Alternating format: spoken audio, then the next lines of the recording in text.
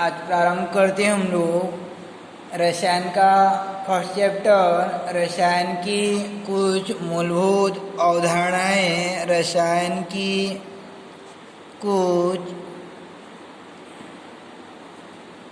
मूलभूत अवधारणा रसायन की कुछ मूलभूत अवधारणाएं, फंडामेंटल कॉन्सेप्ट ऑफ केमिस्ट्री। तो रसायन की कुछ मूलभूत अवधारणाएं, तो पहले हम लोग देखते हैं परिवर्तन मीन्स क्या होता है। और ये परिवर्तन से आगे बढ़ेंगे तो किसी एक रूप से एक अवस्था का दूसरे अवस्था में बदलना, ये परिवर्तन के अंतर्गत आता है। तो परिवर्तन जो है दो प्रकार की रहती है, आपका भौतिक परिवर्तन और रासायनिक परिवर्तन। ये दो प्रकार का परिवर्तन रहता है। तो पहले हम लोग चर्चा कर लेते हैं भौतिक परिवर्तन मीन्स क्या रहता है। तो वह भौतिक परिवर्तन का अभिप्राय रहता है वह परिवर्तन जिसमें पदार्थ की भौतिक अवस्था में कोई परिवर्तन नहीं होता है, यानी पदार्थ में कोई परिवर्तन नहीं आता है, वो जैसा रहता है उसी प्रकार ही रहेगा, तो उसे भौतिक परिवर्तन कहेंगे। जैसे कागज़ ले जाएंगे और कागज़ को बार बार फाड़ेंगे, जैसे कागज़ ले जाते हैं और कागज़ को जो है कई बार फाड़ेंगे तो एट लास्ट हमको क्या मिलता है, कागज़ का टुकड़ा ही मिलेगा। तो वह परिवर्तन क्या होता है, भौतिक परिवर्तन। यानी कहने का अर्थ रहता है कि वह परिवर्तन जिनमें एक नया पदार्थ नहीं बनता है, वह परिवर्तन जिनमें एक नया पदार्थ नहीं बनता है भौतिक परिवर्तन कहलाता है। जैसे कागज़ को काटेंगे तो लास्ट में कागज़ का टुकड़ा ही पदार्थ प्राप्त होगा, नया पदार्थ नहीं मिलता, तो भौतिक परिवर्तन हो जाएगा। जैसे एक लकड़ी को हम लोग ले जाते हैं और बार बार काटते हैं तो एट लास्ट लकड़ी का टुकड़ा ही प्राप्त होगा, तो वह परिवर्तन क्या हो जाएगा, भौतिक परिवर्तन हो जाता है।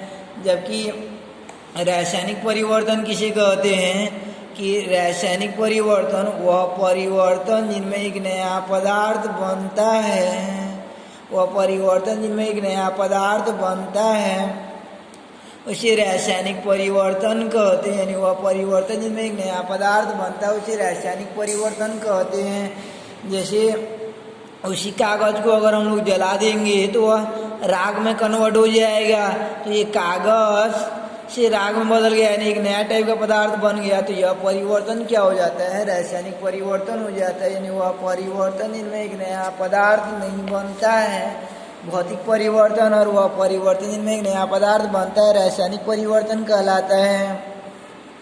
रासायनिक परिवर्तन हो रहा है अथवा नहीं, इसकी कुछ लक्षण रहते हैं या पहचान रहते हैं कि रासायनिक परिवर्तन हो रहा है या नहीं।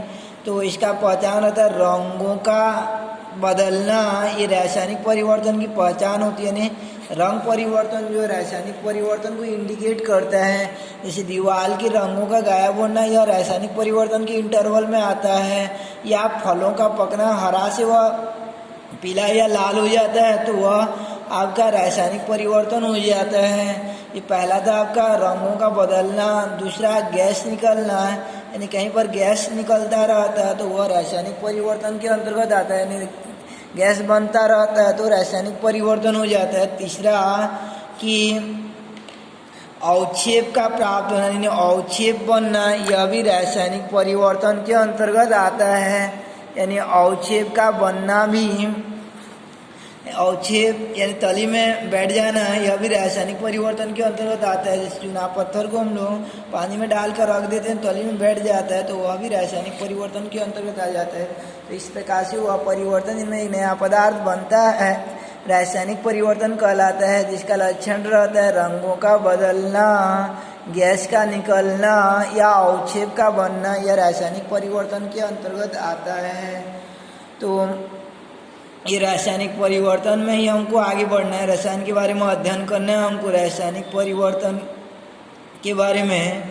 तो ये रासायनिक परिवर्तन जो है अपने आप संपन्न नहीं होती है, अपितु कुछ नियमों का पालन करते हुए संपन्न होती है, यानी कुछ नियमावली का पालन करते हुए यह संपन्न होती है। रासायनिक परिवर्तन कुछ नियमावली का पालन करते हुए संपन्न होती है।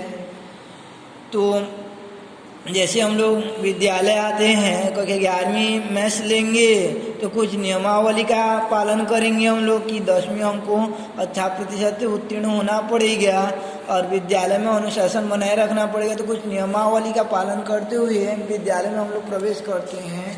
तो ठीक उसी प्रकार जैसे रासायनिक परिवर्तन जो है कुछ नियमों के तहत संपन्न होती है, रासायनिक परिवर्तन कुछ नियमों के तहत संपन्न होती है। और रासायनिक परिवर्तन जिन नियमों के तहत संपन्न होती है, रासायनिक परिवर्तन जिन नियमों के तहत संपन्न होती है उन्हें याद रखी रहना। क्या कहते हैं? रासायनिक संयोग के नियम कहते हैं, रासायनिक संयोग के नियम कहते हैं। यानी रासायनिक परिवर्तन जिन नियमों के तहत संपन्न होते हैं उन्हें रासायनिक संयोग के नियम कहते हैं। तो यहाँ से हमारा सिलेबस स्टार्ट है, रासायनिक संयोग के नियम। तो रासायनिक संयोग के 5 नियम हैं, जिनमें से पहला रहता है आपका द्रव्यमान संरक्षण नियम, द्रव्यमान संरक्षण नियम, द्रव्यमान संरक्षण नियम या पदार्थ की अविनाशिता नियम, द्रव्यमान संरक्षण नियम या पदार्थ की अविनाशिता नियम, द्रव्यमान संरक्षण नियम या पदार्थ की अविनाशिता नियम। तो 5 नियम रहते हैं, एक एक करके हमको अध्ययन करना है। यानी अध्याय 1 था आपका रसायन के मूलभूत अवधारणाएं, जिनमें से हमको स्टार्ट करना है रासायनिक संयोग के नियम से। रासायनिक परिवर्तन जिन नियमों के तहत संपन्न होते उन्हें रासायनिक संयोग के नियम कहते हैं। ये नियम 5 नियम होते हैं रासायनिक संयोग के, जिनमें से पहला रहता है द्रव्यमान संरक्षण नियम या पदार्थ की अविनाशिता नियम, दूसरा होता है स्थिर अनुपात नियम, तीसरा होता है गुणित अनुपात नियम और चौथा होता है व्युत्क्रम अनुपात नियम और पांचवा होता है गेलुसाक का गैस आयतन संबंधित नियम। तो इन 5 नियमों को एक एक करके हमको अध्ययन करना है। तो पहले स्टार्ट करते हैं हम लोग द्रव्यमान संरक्षण नियम या पदार्थ का अविनाशिता नियम। तो जैसे कोई रासायनिक परिवर्तन या रासायनिक अभिक्रिया होता है कि कैल्शियम कार्बोनेट को गर्म करते हैं, गर्म करने का सिंबल ये रहता है कि एरे के ऊपर त्रिभुज दिख रहा है, तो ये त्रिभुज नहीं होता है, अपितु उसको हीट किया जाता है कैल्शियम कार्बोनेट को। तो इसको गर्म करते तो कोई भी कार्बोनेट को गर्म करते तो हमेशा याद रखे रहे ना, कार्बन डाइऑक्साइड गैस बाहर निकलती है। क्या बाहर निकलती है? कार्बन डाइऑक्साइड गैस बाहर निकलती है। CO2 बाहर निकल गया, 1 C और 2 O, तो क्या बचेगा आपका CaO। तो ये रासायनिक परिवर्तन हो रहा है, एक रासायनिक अभिक्रिया संपन्न हो रही है। तो कल हम लोग अणु भार निकालना सीखे थे, तो ये कैल्शियम कार्बोनेट का हम लोग अणु भार निकालेंगे। तो कैल्शियम का हो जाता था आपका 40, कार्बन का हो जाता था आपका 1 कार्बन है तो 12 और ऑक्सीजन का हो जाता है आपका 3 ऑक्सीजन है तो 16 या 48। ओवरऑल कितना हो जा रहा है आपका यानी 48 से 12 60 और यानी 100 हो जा रहा है, 100 ग्राम या 100 AMU। और इधर निकालते हैं हम लोग ये CaO का निकालते हैं। तो कैल्शियम का कितना हो जाएगा 40 और ऑक्सीजन का कितना हो गया 16। तो इसमें कुल मिलाकर कितना हो जाएगा आपका 56 ग्राम हो जाएगा। ये कैल्शियम ऑक्साइड का 56 ग्राम हो गया। अब ये कार्बन डाइऑक्साइड का देखते हैं, तो कार्बन का कितना होता है 12 और कितना ऑक्सीजन है 2, तो एक ऑक्सीजन है 16 तो कितना हो जाएगा 32, यानी कितना हो जाएगा 44 ग्राम हो जाएगा। तो ये अभिक्रिया के दाईं ओर यानी अभिक्रिया में बनने वाला या रासायनिक परिवर्तन में बनने वाला नया पदार्थ को उत्पाद या क्रियाफल कहते हैं, उत्पाद या क्रियाफल कहते हैं, प्रोडक्ट कहते हैं।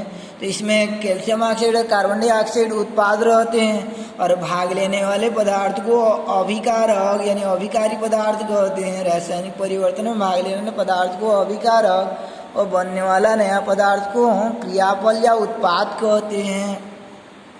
तो हम लोग ये लेफ्ट साइड यानी अभिकारक का कुल द्रव्यमान कितना लिए हैं, 100 ग्राम यूज किए हैं। तो इधर उत्पाद कितना बनता है हमारा, कैल्शियम ऑक्साइड का कितना 56 ग्राम और इसका कार्बन डाइऑक्साइड का 44 ग्राम, यानी ओवरऑल कितना हो गया, दोनों को जोड़ेंगे तो वही 100 ग्राम ही आएगा, 56 और 44।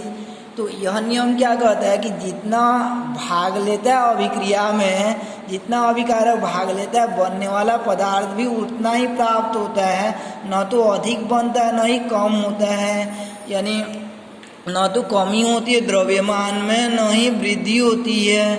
अर्थात यह नियम क्या कहता है कि रासायनिक परिवर्तन में भाग लेने वाले पदार्थों का कुल द्रव्यमान, रासायनिक परिवर्तन में भाग लेने वाले पदार्थों का कुल द्रव्यमान परिवर्तन के पश्चात बनने वाले पदार्थों के कुल द्रव्यमान के बराबर होता है, जिसे कि द्रव्यमान संरक्षण नियम या पदार्थ की अविनाशिता नियम कहते हैं। यानी यह नियम क्या कहता है कि रासायनिक परिवर्तन में भाग लेने वाले पदार्थों का कुल द्रव्यमान परिवर्तन के पश्चात बनने वाला पदार्थों के कुल द्रव्यमान के बराबर होता है। यह एग्जाम्पल जो आप किसी भी अभिक्रिया को लेकर कर सकते हो, दोनों साइड समान आता है। यानी रासायनिक परिवर्तन में न तो द्रव्य उत्पन्न होती है न ही नष्ट होती, केवल एक रूप से दूसरे रूप में रूपांतरित होती है। यह 100 ग्राम था तो 100 ग्राम ही बनेगा, इसका केवल रूप बदला है, कैल्शियम ऑक्साइड और कार्बन डाइऑक्साइड में केवल परिवर्तन हुआ है। यानी नियम क्या कहता है, रासायनिक परिवर्तन में भाग लेने वाले पदार्थों का कुल द्रव्यमान परिवर्तन के पश्चात बनने वाले पदार्थों के कुल द्रव्यमान के बराबर होता है, जैसे कि द्रव्यमान संरक्षण नियम या पदार्थ की अविनाशिता नियम कहते हैं। इसे वैज्ञानिक लेवोजियर द्वारा 1799 में प्रतिपादन किया गया था। तो यह नियम को दो प्रकार से लिख सकते हैं। पहला होता है कि रासायनिक परिवर्तन में भाग लेने वाले पदार्थों का कुल द्रव्यमान परिवर्तन के पश्चात बनने वाले पदार्थों के कुल द्रव्यमान के बराबर होता है, या ऐसा बोल सकते हैं कि रासायनिक परिवर्तन यानी द्रव्य न तो उत्पन्न होती है यानी नया नहीं बनता है और न ही नष्ट होता है। द्रव्य या पदार्थ, द्रव्य मीन्स मैटर पदार्थ, तो द्रव्य न तो उत्पन्न होती है न ही नष्ट होती, केवल एक रूप से दूसरे रूप में रूपांतरित होती है।